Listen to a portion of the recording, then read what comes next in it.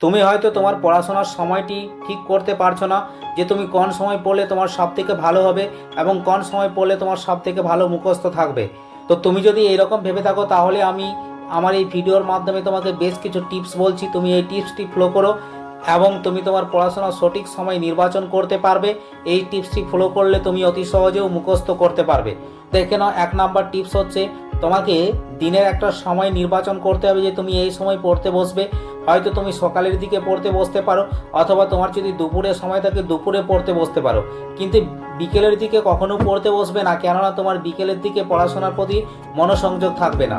2 number tips হচ্ছে তোমাকে সন্ধ্যের সময় পড়তে বসতে হবে।